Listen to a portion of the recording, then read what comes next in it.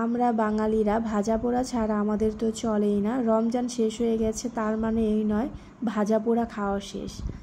আমাদের খেতে ইচ্ছে করলেই আমরা চলে যাই হোটেলগুলোতে গিয়ে ইচ্ছে মতো আমাদের মন মতো যেগুলো খেতে ইচ্ছে করে সব কিছু খেয়ে আবার নিয়েও আসি। এই যেমন ধরেন আজকে আমার পেঁয়াজু ডাল পুরি খেতে ইচ্ছে করতেছে, তারপর আর কি মানাবের বাবা যেয়ে ডাল পুরি পেঁয়াজু গরম গরম নিয়ে আসলো। আনার পর দুইজনে দুই কাজে লেগে গেল। লাম হচ্ছে পুরি আর পেঁয়াজগুলো প্লেটে ঢেলে নিয়েছে, লাবিব ওইদিকে ডালগুলো বাটিতে ঢালতেছিল, আমি মানাফকে সামলাচ্ছিলাম। বাচ্চা পালা কিন্তু মুখের কথা নয়। আমি সবার বাচ্চা রাখলেও আমার বাচ্চা রাখার জন্য আমি কাউকেই পাইনি। হ্যাঁ, এইটাই বাস্তবতা।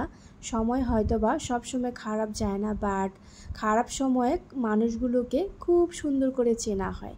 এটা অবশ্য আমার সারা জীবন মনে থাকবে। যাই হোক, কি আর বলবো। এইদিকে আমার বাবা দেখেন খাবারগুলো নষ্ট করছে, আর ওর বাবা টেলিভিশনে গান ছাড়ার জন্য দাঁড়িয়ে আছে। আর আমার তো খুব পেঁয়াজু খেতে ইচ্ছে করে, আর আমি পেঁয়াজু নিয়ে বসে পড়লাম। গরম গরম পেঁয়াজু ভাত দিয়েও খেতে খুব ভালো লাগে। মানাফ কিন্তু একটুও মুখে দেয় না, ও শুধু একটু দেখে, হাতেও নিতে চায় না। আমার ছেলেটার 1 বছর প্রায় হয়ে যাচ্ছে, বাট বাইরের কোনো খাবারই আমি ওকে ট্রাই করাতে পারছি না। একটু দেই আর ও খেতেই চায় না, সারাক্ষণ ওকে নিয়ে আমার টেনশন হয়।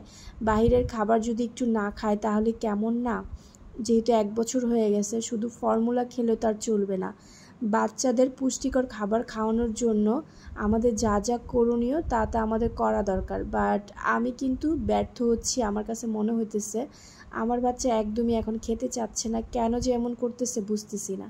যাই হোক, এইদিকে মানাফকে ওর বোন একটু আদর করে নিল, আমি আবার পুরি নিয়ে বসলাম। আমি একটু সুযোগ পেলেই এইটা ওইটা খেতে থাকি। হয়তো এর জন্য ইদানিং অনেক বেশি মুটিয়ে যাচ্ছি। বেবি হবার পর অনেকেই মোটা হয়ে যায়, কিছুদিন পর আবার ঠিক হয়ে যায়। আমি হয়তো বা তাদের দলের একজন। এখন সময়ের অভাবে বাহিরেও যেতে পারি না, আর হাঁটাও হয় না। মানাফকে রেখে আমি হাঁটতে যেতে পারি না। যদি হাঁটতে যেতে পারতাম তাহলে আমিও শুকানোর চেষ্টা করতাম। যাই হোক, আপনারা আমার জন্য দোয়া করবেন, আমার বাচ্চার জন্য দোয়া করবেন। ও কিছুই খেতে চায় না। ওকে আমি একটা বিস্কিট দিয়েছিলাম, সেই বিস্কিটটা সে গুঁড়া গুঁড়া করলো এতক্ষণ, আপনারা তো দেখতেই পাচ্ছেন। আর একটু পরপর এগুলো দেওয়ার চেষ্টা করতেছিলাম, ও যেন হাতে নেয়, বাট ও হাতেই কোনো খাবার নিতে চায় না। তারপর আর কি আমরা আড্ডায় মেতে উঠলাম, সবাই মিলে খুব মজা করে খাচ্ছিলাম। বিকেলটা কিন্তু খুব ভালো কেটেছে। এর আগের ভিডিওতে আপনারা দেখেছেন আমরা ছাদ বাগানে গিয়েছিলাম, অনেক মজা করছি। আমরা যে শুধু একাই খেয়েছি তা কিন্তু নয়, মানাফের বাবাও কিন্তু খেয়েছে।